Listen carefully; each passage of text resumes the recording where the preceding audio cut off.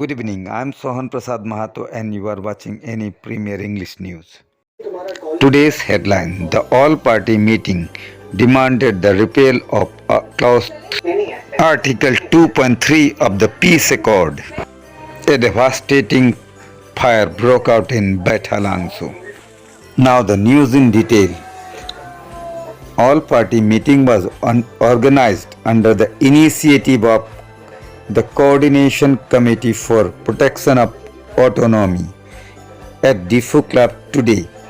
The meeting was convened by Chandrakanta Terang, President ASDC, Khorsing Teron, Chairman Jakas, Soirong P, Chairman HTL. And the meeting was attended by the leaders of Congress, JLP, ASDC, HSDC, CPIML, NPP, APHSLC, KCS, KSA, KSYC, Kaya, etc. The object of the meeting was explained by Sri Rabindra Rongpi. The meeting unanimously decided to work for the repeal of Clause 2.3 of the Peace Accord signed by 6 ex-rebel organizations with the state and the central government on 4th September 2021. The leaders opined that the clause 3.2 is meant for hindering the 6th schedule status of the indigenous tribe of the district. The meeting decided to submit memorandum to CEM, KASC and Chief Minister of Assam, Himanta Biswa Sarma, to hold a all-party meeting to repeal the clause 3.2 of the Peace Accord. এইখন মিটিঙত বিভিন্ন ৰাজনৈতিক দল আৰু বিভিন্ন ৰাজহুৱা সংগঠনৰ আজি পাতাও সংগঠনে লগ খাইছে আৰু এইটো বছৰ ছেপ্টেম্বৰৰ 4 তাৰিখে 6টা সহস্ৰ সংগঠনে চৰকাৰ কি হৈছে সেইখন চুক্তিৰ আমি সকলোৱে জানো যে ছেপ্টেম্বৰ দিনাখন এখন চুক্তি হৈছিল তাখনেই চুক্তি আমি মানি আৰু কাৰ্বি আংলংসকল খিলঞ্জীয়া জনজাতি আছে তেওঁলোকৰ স্বাৰ্থৰ বিৰুদ্ধে এইটো গৈছে বুলি কৈছে গতিকে ইয়াত ক্লজ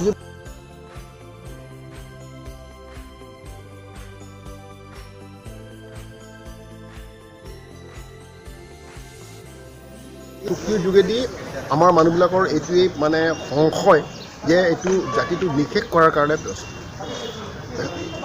বহুতে হয়তো ক'ব পাৰে যে 10টা চিট যিটো মানে অপেন কৰি কোৱা হৈছে সকলোৱে তাত সেইটোনো কি বেয়া কথা কাৰ্বি বা ডিমাচা নাথাকে অন্য জনগোষ্ঠীৰ আমি ক'লোঁ যে এটা নাই আমাৰ কোনো আপত্তি নাই মানে কি সংৰক্ষণ বা 10টা অপেনৰ কথা কোৱা নাই আমি কৈছোঁ যে অনা কাৰ্বি অনা ডিমাচা অৰ্থাৎ অনা জনজাতিসকল আছে তেওঁলোকৰ মানে সুৰক্ষা দিয়াটো খুবেই প্ৰয়োজন যিসকল ইয়াৰ নাগৰিক আমি ক'ব নালাগে বুলি কোৱা নাই কিন্তু তেওঁলোকৰ সুৰক্ষাত ইয়াৰ স্থানীয় থিৰ স্বাৰ্থটো বিহীন হানি কৰিব এইটো কৰিব নালাগে জনজাতিসকলক ৰক্ষা কৰাৰ বিভিন্ন ধৰণৰ ব্যৱস্থা আছে বহুতে ক'ব পাৰে যে মেঘালয়ত দেখোন ৰিজাৰ্ভেশ্যন আছে নাগালেণ্ডত আছে কিন্তু মেঘালয় আৰু নাগালেণ্ডৰ ৰিজাৰ্ভেশ্যনটো এছেম্বলিত আছে কাৰ্বি আংলংতো এছেম্বলি নাই কাৰ্বি আংলং কাউন্সিল আছে গতিকে এই কথাটো আহিব নালাগে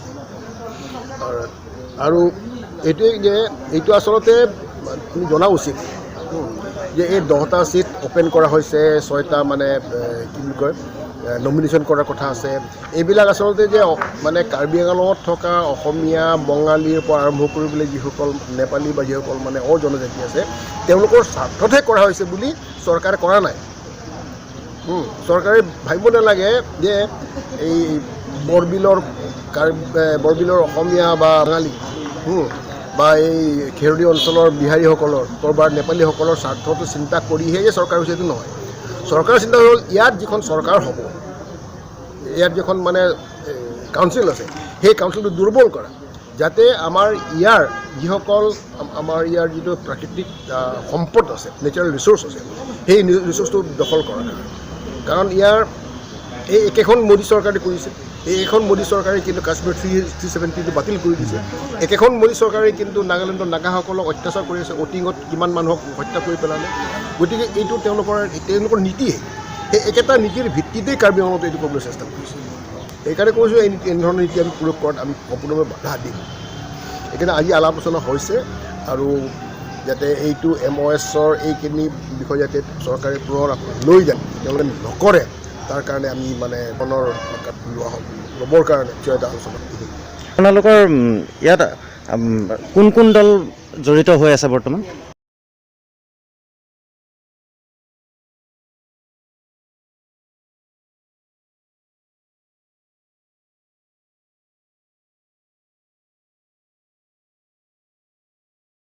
কি বিষয়বস্তুৰ ওপৰত বেছি গুৰুত্বপূৰ্ণ? বিশেষকৈ আপোনালোকে সকলোৱে গম পাইছে যে যোৱা ছেপ্টেম্বৰ মাহৰ 2021 চনৰ 4 তাৰিখে যিটো কেন্দ্ৰীয় চৰকাৰ, অসম চৰকাৰ আৰু কাৰ্বি আংলং অট'নমাছ কাউন্সিল, ইয়াৰ লগতে সংগ্ৰামৰত থকা যিবিলাক 6টা যি সশস্ত্ৰ সংগ্ৰাম যিবিলাক সংগঠন আছে, গোটেই লৈ পেলাই এটা বুজাবুজি চুক্তি হ'ল। এই চুক্তি কৰাৰ এটা প্ৰক্ৰিয়া কাৰ্বি আংলং ৰাইজ তথা বিভিন্ন কাৰ্বি আংলঙৰ ইয়াত অপজিশ্যন আছে, বিভিন্ন দল সংগঠন আছে, সকলোকে আন্ধাৰত ৰাখি পেলাই এটা বুজাবুজি চুক্তি হ'ল। কিন্তু অৱশেষত চুক্তি হোৱাৰ পিছত কাৰ্বি আংলং ৰাইজে বা বিভিন্ন দল সংগঠনবিলাকে গম পালে সঁচাকৈ এইটো এটা মাৰাত্মক এটা চুক্তি হিচাপে এইটো গণ্য কৰা হৈছে। যিহেতু এই যি চুক্তি বিশেষকৈ কিমান টকা আনিছে, কিমান ইকনমিক পেকেজ আনিছে, তা আমি ক'বলগীয়া একো নাই। 2 নম্বৰটো হৈছে যিমানটো ক্ষমতা আনিছে সেইটো আমি ক'বলগীয়া একো নাই, বা টকা পইচা যিমানটো আনিছে ক'ব নোৱাৰে। তথাপি আৰু লগতে যিবিলাক সংগ্ৰামত থকা যিবিলাক সংগঠন আছে সিহঁতকো তেখেতসকলকো আমি যিবিলাক সংগঠনসকলকো আমাৰ কোনো বিৰোধিতা কৰিবলগীয়া একো নাই। বিশেষকৈ আমাৰ বিৰোধিতা হৈছে 21 শতিকাৰ যন্ত্ৰ সভ্যতাত ৰাজনীতি হৈছে সমাজ বিকাশ। ৰাজনৈতিক অৱস্থানৰ ভংগীৰ পৰা যদি চালে এইটো যিহেতু ভাৰত সংবিধানৰ যিটো 6ষ্ঠ অনুচ্ছেদ কাৰ্বি আংলং কাউন্সিল আছে, সমষ্টি কি ধৰণে বনাব লাগে, কিমান বনাব লাগে, কিমান বঢ়াব লাগিব, সংবিধানতে লিখা আছে। এইটো হৈছে স্পষ্টকৈ লিখা আছে। আকৌ কোনে ভোট দিব পাৰিব, কোনে দিব নোৱাৰিব, তাত স্পষ্টকৈ লিখা আছে। আৰু লগতে ইলেক্টৰেল যিটো লিষ্ট সেইটো মানে ছেপাৰেটকৈ হ'ব। তথাপিও কি মানে ইয়াত খিলঞ্জীয়া জাতি জনগোষ্ঠী সংলগাব, এইটো কেন্দ্ৰীয় চৰকাৰৰ এটা ষড়যন্ত্ৰ হিচাপে আমি দেখিছোঁ। লগতে ইয়াত যিহেতু মই আগতেই ক'লোঁ, ইয়াত ৰাজনৈতিক যিটো ব্যৱস্থা, যিটো সাংবিধানিক যিটো সাল সলনি, তাৰমানে 6 শিডিউল সাংবিধানিক, আৰু লগতে এডমিনিষ্ট্ৰেটিভ যিটো প্ৰশাসনীয় যিবিলাক প্ৰদত্ত যিবিলাক হেৰি আছে সেইবিলাক মানে সাল সলনি আনিব। গতিকে ইয়াৰ ভিতৰত ইয়াত বহুতো মাৰাত্মক আছে। ইয়াত ৰাজনৈতিকভাৱে অৱশেষত এইটো ছেকেণ্ড ত্ৰিপুৰাৰ ফালে একটো লৈ যোৱাৰ এটা প্ৰৱণতা আমি দেখিছোঁ, যাৰ ফলত নেকি আজি কাৰ্বি আংলঙৰ ৰাইজৰ যি আশা আকাংক্ষা, ৰাজনৈতিক বিশেষ আকাংক্ষা, ৰাজনৈতিক ছিকিউৰিটি, ৰাজনৈতিক যি নিৰাপত্তা, সেই নিৰাপত্তা যদিহে এইটো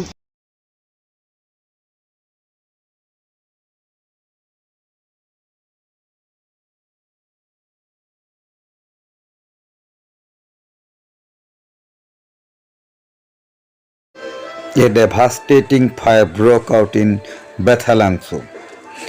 A devastating fire broke out in Umlafer, Bethalangso. The fire gutted the house of BJP worker Balram Newar. The bursting of LPG cylinder caused the fire. The property worth rupees 20 lakh turned into ashes in this fire. The local people of the village suppressed the fire in about half hour.